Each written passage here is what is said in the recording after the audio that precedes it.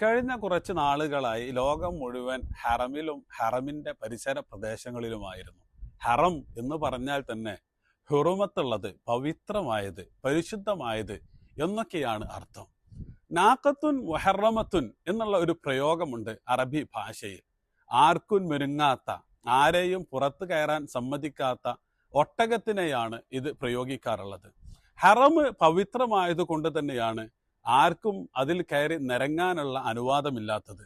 അതുകൊണ്ട് തന്നെയാണ് ജീവിതത്തിൽ നമുക്ക് മറ്റിടങ്ങളിലൊക്കെയും അനുവദനീയമായത് ഹറമിൽ അല്ലാഹു സുബ്ഹാനഹു വ തആല നിഷിദ്ധമാക്കിയിട്ടുള്ളതും. ഹറമ് പകർന്നു നൽകുന്ന ഒരു മനോഹരമായ പാഠമുണ്ട്. ഹറാമുമായി ബന്ധപ്പെട്ട പാഠമാണത്. നമ്മൾ മനുഷ്യരെന്ന നിലയിൽ ജീവിതത്തിൽ ഹറാമുകളില്ലെങ്കിൽ എത്ര നന്നായിരുന്നേനെ എന്ന് ചിലപ്പോഴൊക്കെ ആലോചിച്ചിട്ടുണ്ടാവാം. അതിനുള്ള മറുപടി അല്ലാഹു സുബ്ഹാനഹു വ തആല നൽകുന്നത് മനുഷ്യൻ ഹുറുമത്തുള്ളവനാണ്.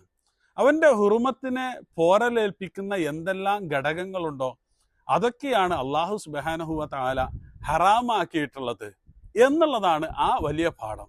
അതുകൊണ്ടാണ് റസൂൽ സല്ലല്ലാഹു അലൈഹി വസല്ലമ ആ ഹറമിൽ വെച്ച് തന്നെ നടത്തിയിട്ടുള്ള പ്രഖ്യാപനം, മനുഷ്യന്റെ ജീവൻ എന്ന് പറയുന്നത്, അവന്റെ രക്തം എന്ന് പറയുന്നത്, അവന്റെ അഭിമാനം എന്ന് പറയുന്നത്, ഇതൊക്കെയും ഹുറുമത്തുള്ളതാണ്.